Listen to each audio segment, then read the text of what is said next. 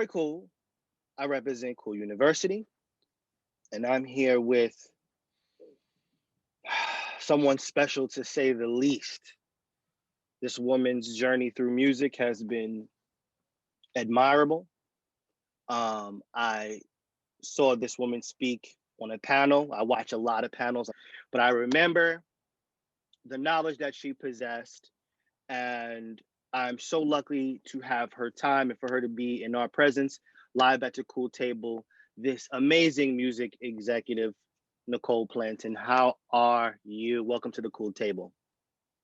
Thank you. Thanks for having me. As I'm putting these on, I have a goal, and that goal is to show artists that are coming up, industry professionals that are coming up, how relatable executives are. Yeah, they have a job to do, they have responsibilities to uphold, but at the end of the day, each person has their own journey through music and why music is important to them. So that's, and hopefully we could all learn something at the end of the day. So that's, where I'm headed with this one. Got it. I love it. I think it's really important. So thanks for having me. Thank you. All right, let's start from the beginning. All right. I Yep. see that you made a move from the West Coast all the way to the East Coast when you were young. Can you tell me a little bit about your upbringing? Let's start there and tell me along that journey when you were introduced to hip hop and R&B music. Yeah. Okay. So yes, for the most part, most people who know me think of me as a New Yorker, and at this point, I consider myself to be a New Yorker. Thank But you. Thank I you. was actually, I was born in San Francisco, um, which is where my mom grew up. So Yeah, I moved to New York at 5 because my dad had a job opportunity on the East Coast, and my grandfather actually lived on the East Coast. He's Haitian, so they immigrated to New York, and my dad. We happened to be in San Francisco really because my parents actually met in Mexico when my dad was in school, and we moved to San Francisco. He started to work there, and we then moved out to New York, like I said, for a job opportunity. So, we did a little bit of jumping around in the early years, and we landed right in Corona, Queens. Mm. That's where we moved. It was a big. I mean, it's funny. I was very very young, but I still kind of remember what I just like those initial moments of just arriving to New York and taking it in and looking around me and just like seeing that it was a very different place. Oh That yeah, I'm sure. I'm sure from where you were coming from. Oh yeah. yeah, yeah. So yeah, that's how I ended up in New York. Wow. So now that I know around the age of 5, now do me a favor. Can you give me about a?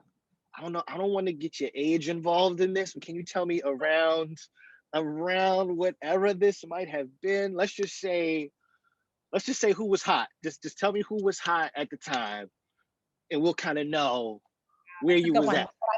You know what I can tell you? I can tell you. I mean, I don't mind. I don't have any shame. And once you look at my timeline, you can kind of figure it out. But yeah, I mean, I will say this: when I arrived in New York, I what I remember was, um, I remember taking in just fashion, like how people Mm, it was, and kids were wearing the fat laces, the Adidas with the fat laces, okay. Okay. and the Lee jeans. Ooh. I was always very like observant and always took in, what the trends were. And I remember that. So that was the time. It was the time of kids break dancing and the boom box and we literally moved right into we were front it was front and center, Mm-hmm. Mm-hmm. that area. That's what I was surrounded by. So yeah, I mean, I guess so that was basically early 80s. So now so the magic question here, and this Mhm. person who hopefully they hear this, because this is a big credit that you're about to give this person. Who is responsible for putting you on? Who do you remember showing you hip hop music? Who gave you that? Who has that That's credibility? a question. Absolutely. Yeah. She, like I said, we continued to work. We built a really great relationship. I worked really hard. This is something that I always say. I think these days, kids or young people have a certain idea of what internships are, but they think if you're not really getting paid, that you should only put a certain amount of real work and dedication into the job. But it really goes a long way. I mean, that's your starting point, and that's how people are getting to know you. And so much of this industry has to do with it's based on relationships, and a lot of times it's referrals. People want to work with people that someone else has vouched for. Right. So so just you working for whoever, I mean, it really goes a long way, and leaving a good impression, it goes a long way. So that's really what happened in this case. Initially, I wasn't making anything, but I was working really hard. I would actually stay in the office. She would leave and I would continue working because I'd be working on a project or still working on expenses, or going through receipts. And she'd literally walk past my cubicle and be like, "Okay, are you staying?" And I'd be like, "Yeah, I'm still working." Right. Right. So yeah, so I mean, to the point where she really trusted me. She knew I was going to get the job done and that I was reliable, and those things really go a long way. And so when I graduated from college, I actually went to go work at an entertainment law firm. Okay. It was big because I was still on the college track. And well, yeah, still trying to figure it out. But I mean, not college, I'm sorry, on the law school track. Hmm. And I realized that I was not happy, and I just, the environment just wasn't working for me. And so I wanted to find out. So I started to, my interest in working at a label started to grow more. And I would go back to her office all the time and just like I'd stop in for lunch. It was nearby, and I'd tell her how miserable I was. Uh, Hmm. and so she knew that I wanted to change. and so that and I told her, I was like, I think I'm interested in management because I was learning everything. You might not be happy somewhere, but you're still going to learn. And so I Right. was learning what the different roles were. And so I mean, I had learned that in my internship, and I was learning about it even more working at the firm because that's who I was interacting with a lot. And I was Right. like, oh, I can see myself doing that. It seems like you're really hands-on with the artists and you're really guiding their careers. Okay, this is interesting. So I told her that was something I was interested in exploring. And then that was when Pharrell, the Neptune's manager, at the same time, their career started to really take off and explode. And he needed help in running his business. And she introduced us. She was working with him because at that time, Clips was signed to Elektra. So Hmm. that was her relationship with him. And so she introduced us, and that's how I started working with them. I started working with Pharrell. I mean, I'm sorry, with their manager as his assistant at his management company. Wow. Um, and we were managing the Neptunes and Khalees and then their group NERD. Wow. Yeah. That's a wonderful feat all in itself, you know. Um, so what was, let's say, what was one of the most valuable things that you think you picked up at your time at Electra? You said it was 2 years, correct? Around 2 years, Yeah. a little more, a little more, a little less. Yeah. So what would you say, and for a young industry professional, right, who Mhm. who maybe dreams of walking in the same steps as you walked? Listen, maybe somebody would think, "Yo, man, that's it. I'm here. I'm setting up shop." You know, what is something that maybe you walked away with from that situation that maybe you would share to somebody following your blueprint? Mhm. Well, from the actual work itself, I'll say that Mhm. working in the A&R admin department was very eye-opening. It's kind of the heart of the recording Mhm. process. It It's like is. that is you're able to have visibility into the budgets and what the breakdown of the budgets are, and you are dealing with all the different um, you're interacting with the teams, the artists and their teams. You're interacting Mhm. with, the A&Rs. And so you really, that is really where you have an understanding of what the recording process is and what it entails. Because um, you're really seeing it from the perspective of just like really just across the board. You're scheduling, you're able to you're getting insight into studio fees, engineer fees, just all the fees and all the expenses that go into recording. Um, you're seeing what song deals look like. Uh, you know, you're also dealing with artists. It's also heavily artist relations. I mean, which is really liberals in general, but Right. But people definitely have a, I don't know, like I don't want to call it a misconception, but I think people feel like, oh, no, A&R just kind of, signs people. I bring him here and or her here, and I get them signed. I get the record deal. But you have a lot of people. You have to see the project all the way through. You're seeing, you know, the full conception of the project, exactly. which a lot of people don't understand. A lot of people think it's just, I found this guy or this girl, and I I pass them on. No, that's not necessarily how it goes. You know. Yeah, we were basically we manage the A&R process. The A&R is going out and they're getting the identifying what producers they're going to get in with, and they're deciding on what studios folks are going to work in and songwriters, but we're managing it in the sense of we're making sure that the costs are falling within budget, and they can't move forward without approvals, and we're setting it up. So we have relationships with the studios, and we have relationships with all of these vendors, and yeah, so you really get a very good understanding and overview of that process. And so that was really interesting and really eye-opening for me. So I would say on the work side, I learned, I mean, just in terms of what the job entails, I learned Mm, a but I'll also say and like I said, I also mentioned artist relations. That's something you're going to take with you mhm. throughout the entirety of your career. Just understanding how to communicate with the artists and how to communicate with the teams.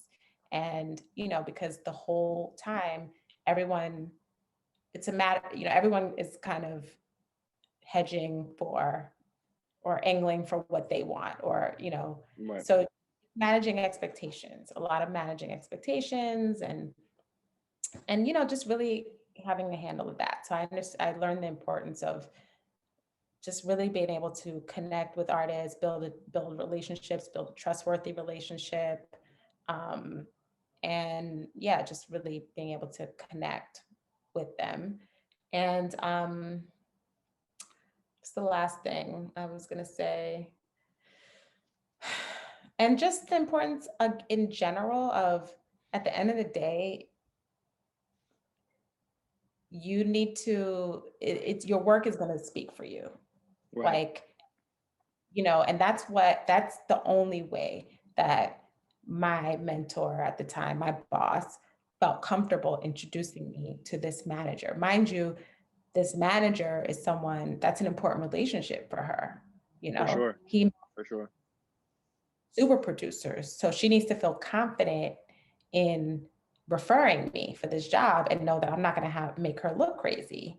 And that's another thing that I think sometimes people don't think about is, like all of these dynamics, Mhm. right? Like Mhm. Mhm. put her name and her stamp on it, on me, Yeah, so I don't. um, Yeah, you're not gonna mess up what I got going on. You know what I'm saying? I done right. built all of this up. Let you come around and tear it up. and I mean, I didn't know like how this all could potentially play out. I just knew that for me, it was just important to do a good job and to get it done. And you could have, the way I was working, you would think I was getting paid well, but that wasn't the point. The point for me was I'm in this environment, I'm here, I'm doing something I enjoy, I'm learning. And Right. I think to this day, I think what's cool is that I'm doing something that I would do whether I was getting paid or not. And I think that that was the feeling I had even back then. It's definitely helpful though. Pain is always helpful, but No, yes, I'm we love paid, but pain is always helpful. yeah, no, I'm not, nobody's volunteering,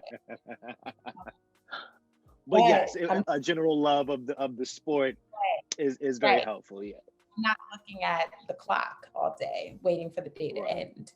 I mean, so yeah. Okay. So as your time came to an end, Mhm. it seems like you and a friend had a crafty idea to, I guess, go into business for yourselves. Yeah. Lioness Entertainment.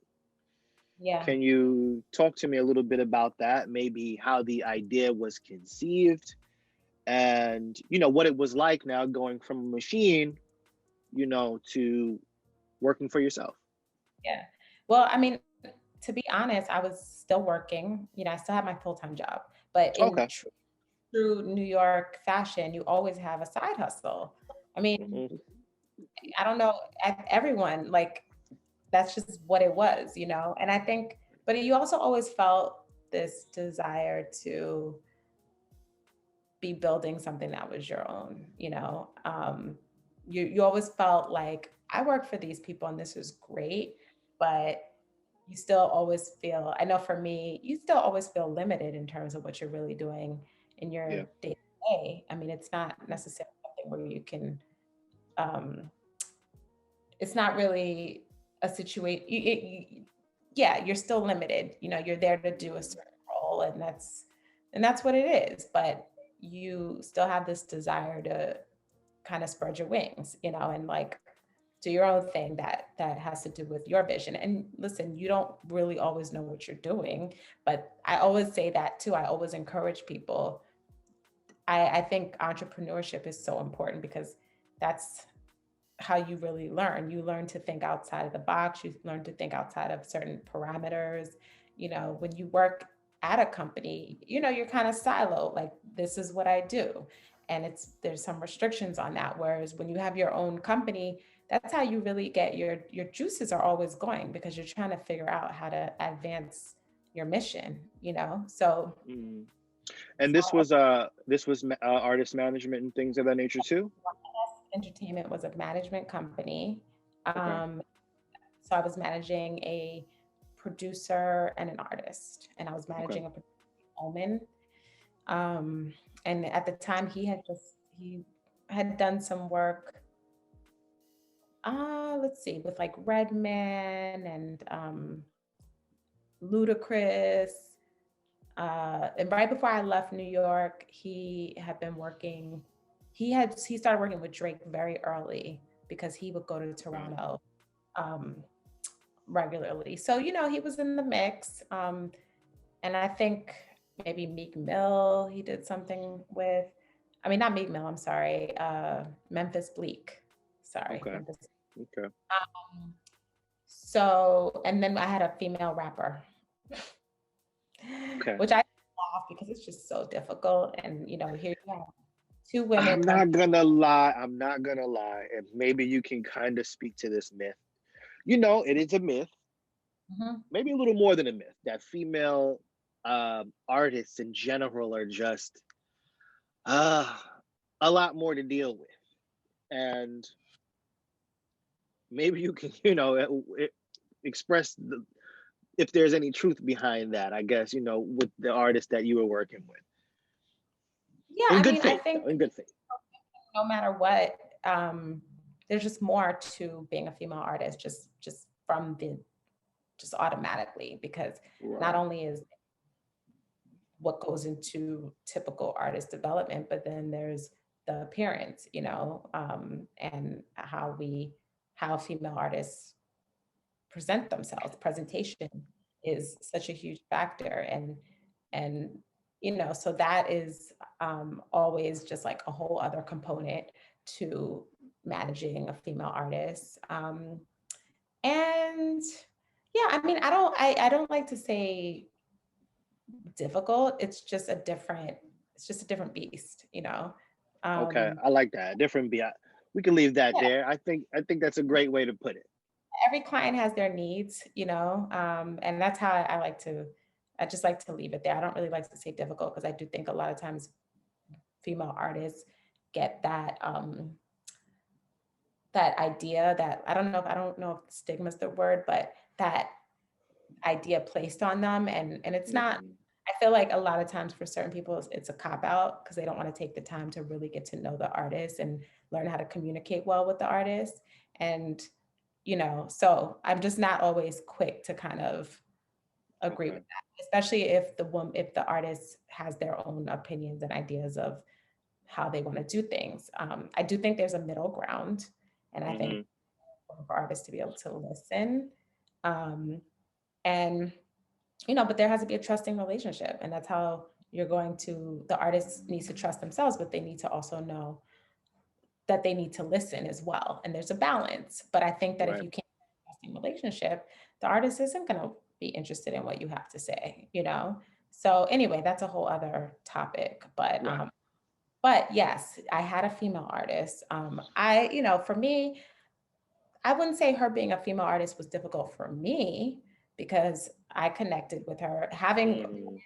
an artist myself, I think that in general has always, I mean, I decided not to pursue it because I didn't think the artist life was for me, really seeing what that Okay. involved. Okay. Uh, Okay. I mean, I didn't have this day or this moment where I stopped and said, I don't think this is for me. Like, I didn't really have that, but it just kind of fizzled out. I think the more Fizzled out.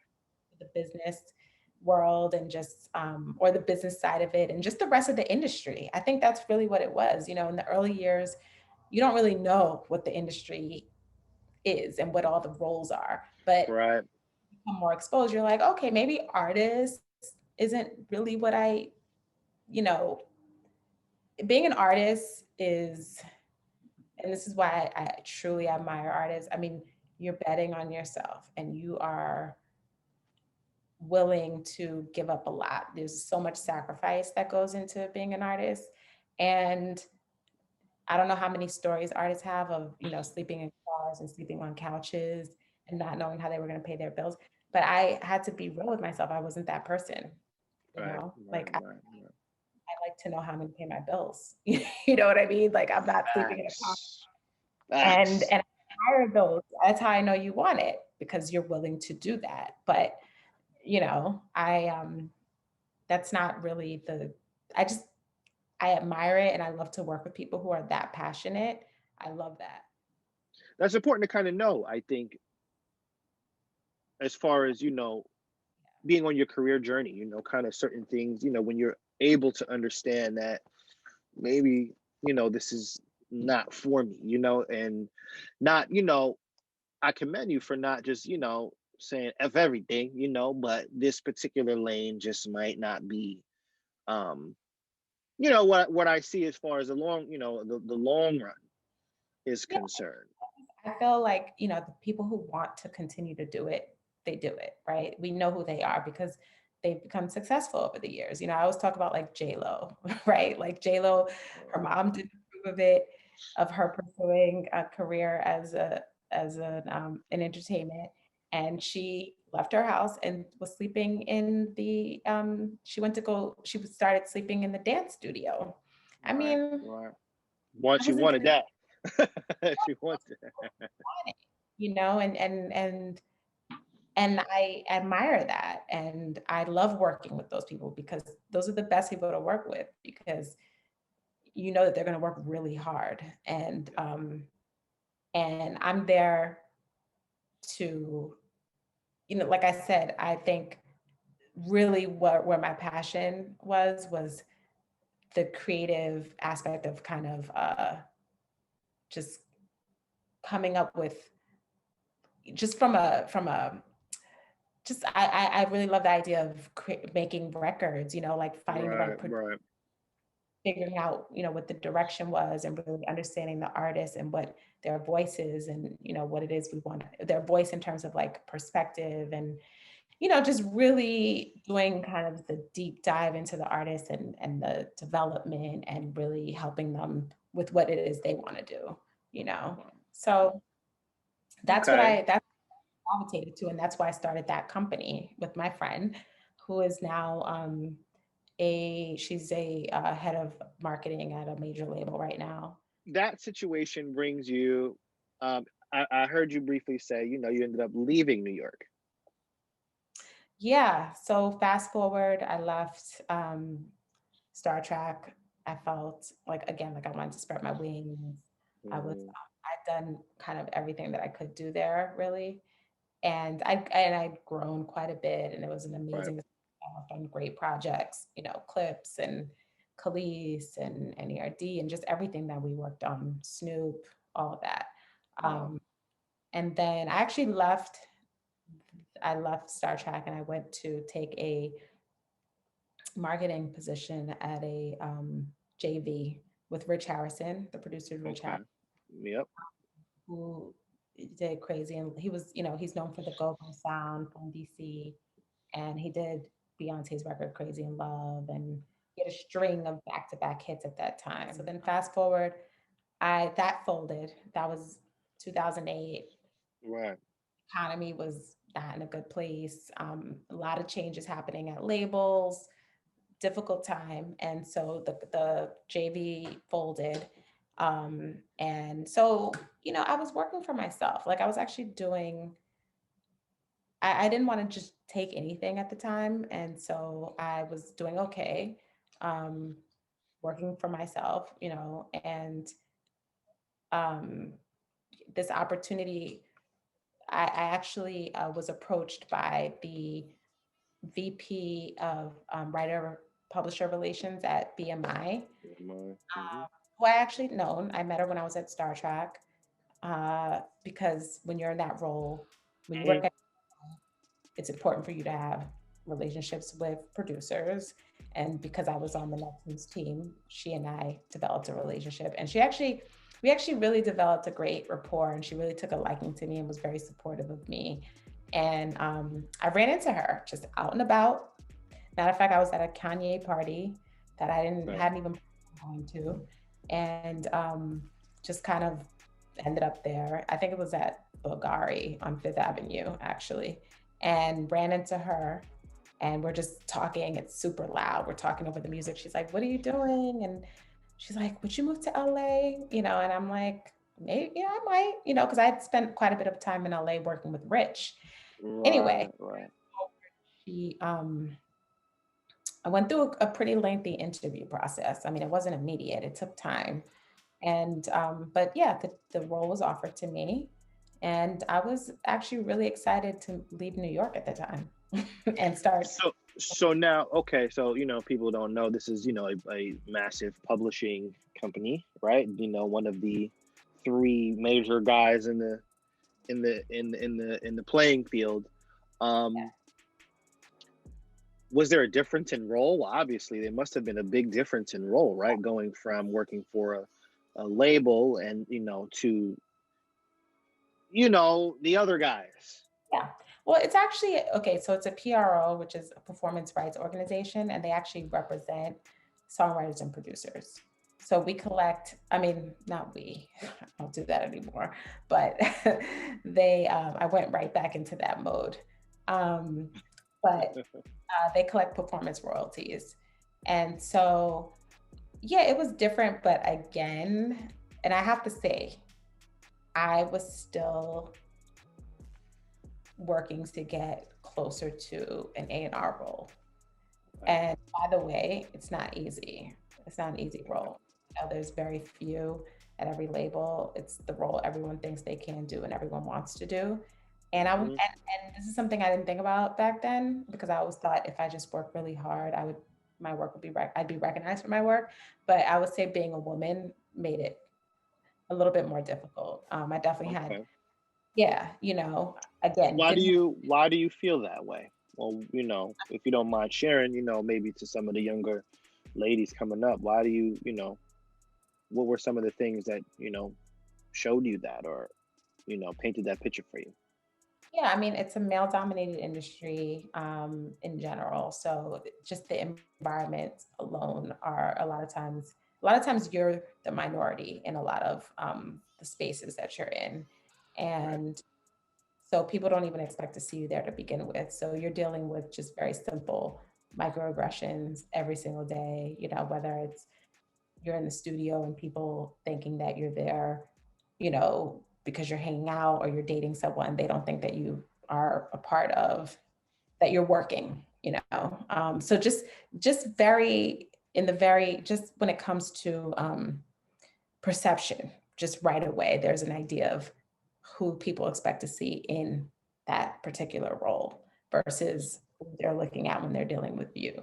So there's that. Then there's just the fact that, men, a lot of times, just in general, people tend to groom and take under their wing people that remind them of themselves. It's Right. kind of Right. like Right. a little brother. And I saw a lot of that. A lot of my peers, a lot of the guys that I came up with, they were groomed. There were certain people that took an interest and kind of taking them under their wing, and Hmm. um, and so there's that. You don't necessarily get it doesn't really happen as naturally for you if you're a woman, because in general, as a female A&R, you're just in a lot of spaces where, whether you're in the studio or say you're going to, certain shows or whatever, you're often, the minority. You know what I mean? Yeah. Yeah.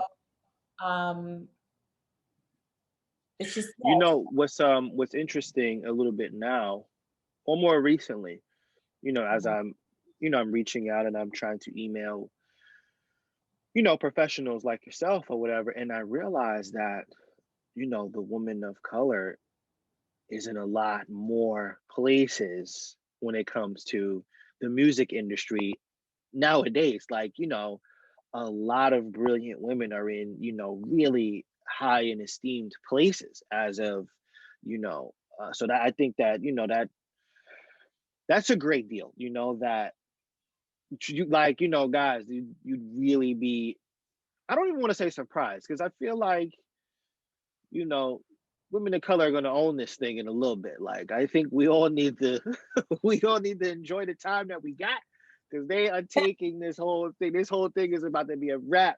We're going to be, paying for a lot of shit. So, but yeah, I think absolutely. it's interesting, that you would bring that up.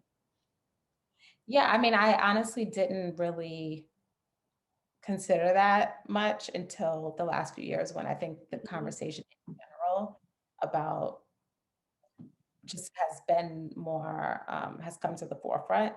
It made me, and even though I always consider myself to be someone who's conscious and quote unquote woke, even with my own story, I didn't really see how I was affected personally until I think it has been described, and it was this conversation, like I said, has come to the forefront more, and you're actually realizing how it's played into, or how it played a part in your own journey, you Right. know?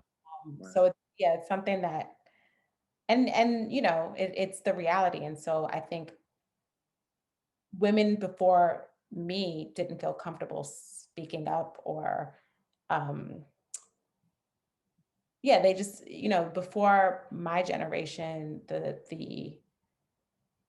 way people came across the way that people presented things was, you work hard and you'll be recognized for that. And you didn't really Hmm. address Hmm. that, and you kind of just swept it under the rug, or, shook it off.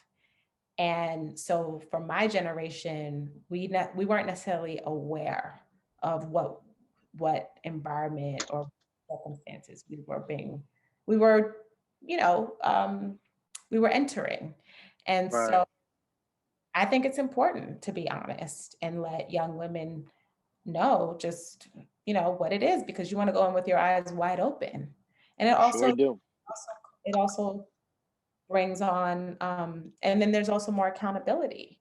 If you're talking about it, then across the board, uh, men are more aware of their own actions. And, it's something that I don't think some of them think about, that they're not, they're grooming other young men, or they're viewing women in a certain way in certain environments and certain spaces, or they're thinking that women have certain limitations in terms of what they can do and how they can deliver, so in general, it's why I feel it's important to actually bring it up, because it's a reality of what, in terms of, it's a reality in terms of, it was a part of my journey, and I'm very aware now of certain ways that, you know, it went right versus left because of that. You know what I mean? So yeah. Okay. So, um, you this looks like you go from there, throughout some time, you end up back on the label side, Mhm. right? For a little time at Rostrum. Now, what's interesting is, Rostrum had a particular sound, Mhm. at least initially from its conception with the Wiz Khalifa's and the Mac Miller's, rest his soul. And you were pretty instrumental on as far as, helping lead the charge as far as, altering that sound, right? And moving into, I don't know, I guess kind of more of a, I don't want to use the word modern, but a newer, more up to date kind of sound. So, what was it like, man, jumping, kind of helping with the change of guard there?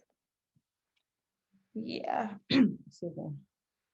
I mean, I think that when the president of the company, Benji, started when he launched Rostrum, it was really about those few artists. Right, And and they all exploded and they blew up. And I think that he wanted to continue to expand, or when I came along, that was his goal. He wanted to right, continue to expand the label.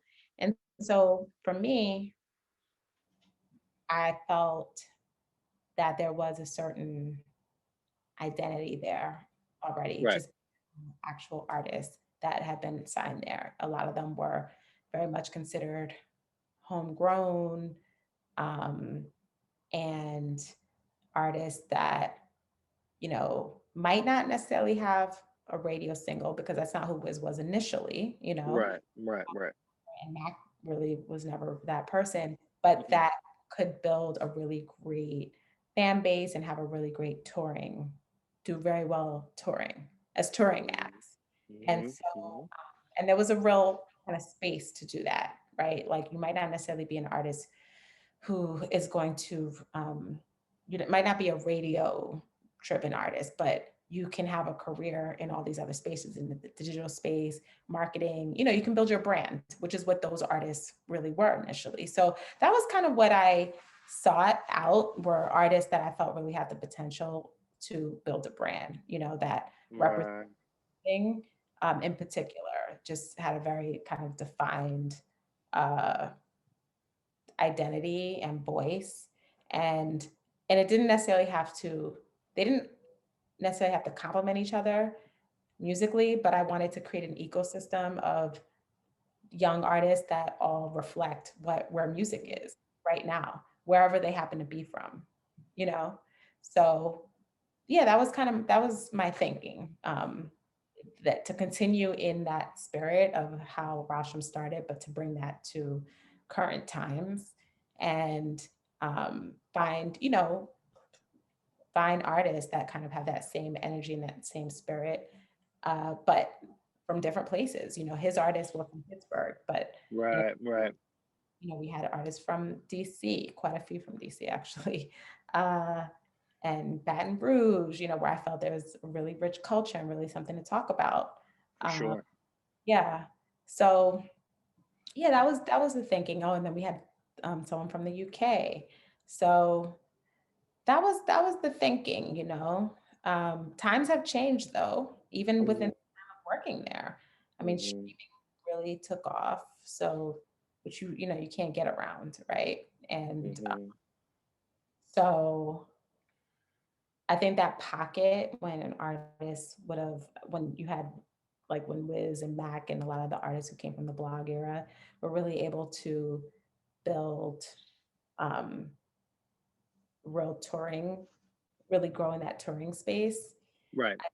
Um, I think even during the time that we were there, that kind of switched over. So, it was a lot has happened in the last few years, and there was a lot of like growth and evolution, and we constantly had to, keep up with how things were, just in just constantly changing. But yeah, I mean, it was where I lived anyway. Like, I was always into, and I am still into new emerging artists, new Hmm. talent. That's what I did at BMI. I was always very kind of tapped into what was new and next. That's what I was doing with that showcase. Next, my showcase Yes. Next thing.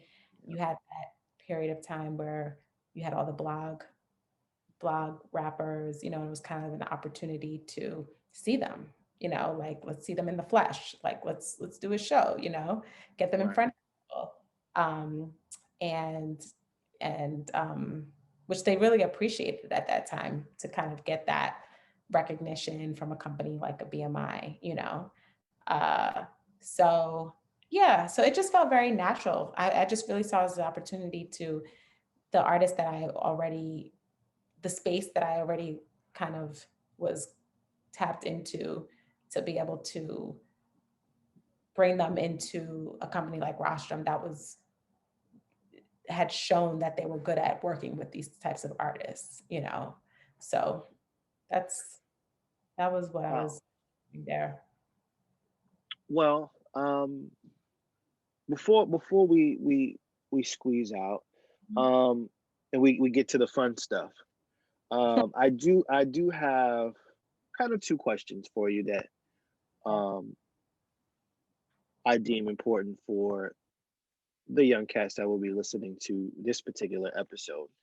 Mhm. Um, First things first. If I am a young person and I have a love for the professional side, right? Mhm.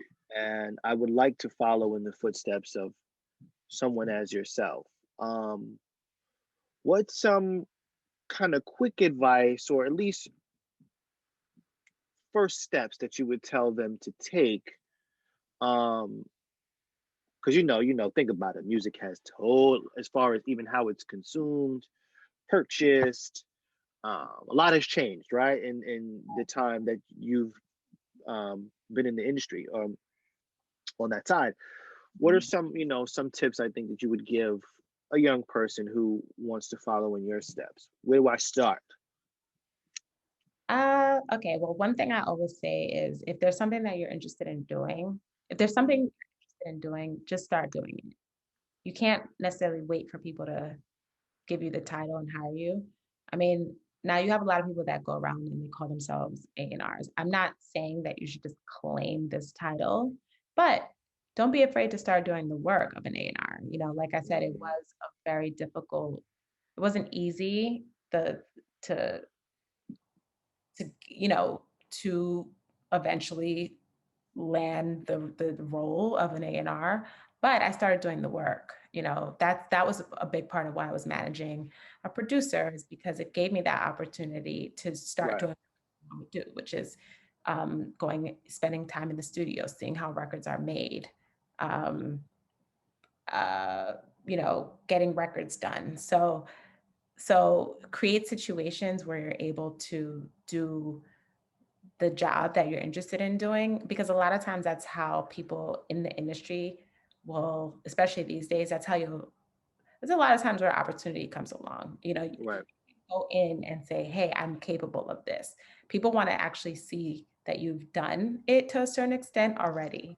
So most of this job and most of the working in this industry is not, you don't do it because you want to pay your bills. You do it because you Because love because you ultimate, love right? it. Yep. Yep. So so it's not just can you, you're already doing it in some form or fashion. So that's one thing that I always recommend, find a way to start, whether Let's get you started.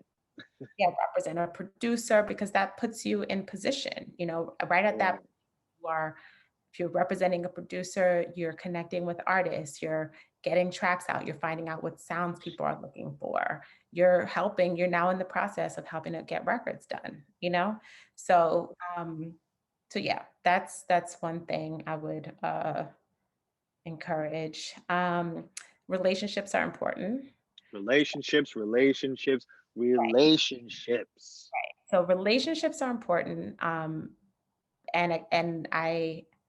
but I will say that I think some of the best relationships come about when are from people working together in some capacity, or where there's some sort of a um yeah, it's working together in some form or fashion. Sometimes some people a lot of times get this idea that you're supposed to go somewhere and quote unquote network. Yeah, networking it's fine, but Right. a lot of times proximity, and maybe you're working on, find out what that person's working on, find out what they care about, find out if there's something that you know is going to speak to their interest or something they're involved in. And like, if you're going to network, do it with some intention and with some preparation, because you have to kind of find a way to, it's not just it's not just having a relationship, but it's connecting. It's Right. about building, it's about forging connections. And so um yeah, so that's important, because those relationships, they really, really go a long way. Like I said, in this industry, people tend to want to, when people are hiring or when people are looking to expand their team in some way or another, usually they're asking people for referrals. They're like Right. asking, we have this job open. They're telling their friends, do you have any previous assistants? Do you have any coordinators? Do you have any, you prefer to have someone that someone's already maybe worked with or someone can vouch for, because this job isn't just, are you capable of doing what's on this checklist, right? This job description, but it's a big part of it is also personality. It's also reliability. Are people able to, it's a lot of the, the person, the personal aspect is important. Right. Right. Right. It's definitely a huge, whether you Yeah, believe it is definitely personal. Hmm. yeah, and you only get that from other people who have had experience working with those people. You know what I Right. mean? That doesn't always come across. That's not going to come across on paper. So yeah, I think just being intentional about developing relationships, authentic relationships, and authentic connections with people. Um, and just really learn this business, learn it well, understand what everyone's role is. So when you are speaking with people, you're having pertinent conversations, like people take note of things like that. Just really understand what you're doing. A lot of people do learn in this industry in some ways through trial and error, and some people learn the hard way, but you don't have to do it, learn as much as you can so that you don't have to um, have too many errors in the trial and error, Facts. uh, you know, of it all. So yeah. Well, I can't really thank you enough for some of the gems that you allowed us to have. We learned about your upbringing. We did not get any bars. We didn't get no bars, but that's okay. I'm gonna get these bars. One of these days, I'm gonna get these bars. But now it's time for what I like to call the quick six. So these are Okay. six this or that questions. Um, no thought. You throw an answer out there, and we're gonna Right. keep it moving. Nicole Plantin, are you ready for the quick six? Let's go.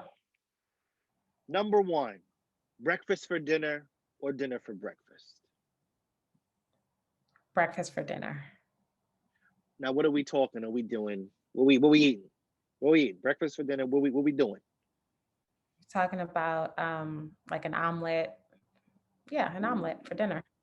Omelet time? Okay, Mhm. okay. Number two, heels, sneakers. Oh, that's a hard one. I mean, Um, I go back and forth. I go back and forth. you know you gotta choose. You cannot stay on the fence here when it comes to the quick six. That's a very difficult one, but I guess ultimately, man, that's okay. Well, really, I can't choose, but because you're asking me to choose, Well, I no, you know what? No, no pressure. All right, because I want to one day interview you again. So I don't want this to be because I had to force you to answer a question. I can't get you on the email no more. So I'm gonna I, let you slide. I appreciate that. All right, number three, Netflix, YouTube. Come on now. I can't let you. I can't give you two. I gave you one. Tough one, but I guess I'm gonna say Netflix. Netflix. Okay. See, for me, I usually spend more time looking than I do watching. Right. So That's a I'm real. with you. That's real. Yeah. All right, here we go. Apple Music or Spotify. I mean, it's for some reason it's Spotify. I can't really tell you why, but I Mm, just gravitate to Spotify.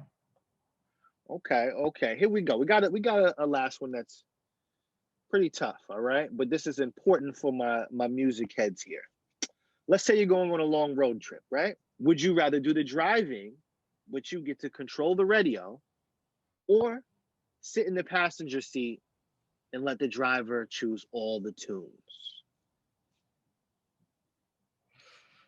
I would want to drive and control the radio. People are selfish. You see how selfish people are? Just so they can get,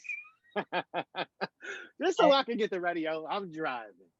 if we're talking about a Oh road man. trip, yeah, Yeah, long road trip. the tunes matter. Oh man, Miss Clinton, thank you so much for your valuable time. I can't find the words to thank you enough. Um, anything you want to say? Anything you want to plug before you get up out of here, man? I done took so much of your time. Um, no, I mean, I appreciate this. I always appreciate, I just, I'd like to be able to give people insight. I know that there's definitely, it feels very, it felt for me, it felt very kind of distant and mysterious, and so, yeah, I mean, I like to actually give real insight, that I hope is actually helpful and that people can apply for those who see themselves pursuing or who are trying to figure out whether they want to pursue a career in this industry. Oh man, thank you, Nicole Plantin live at the cool table. Thank you. For having me.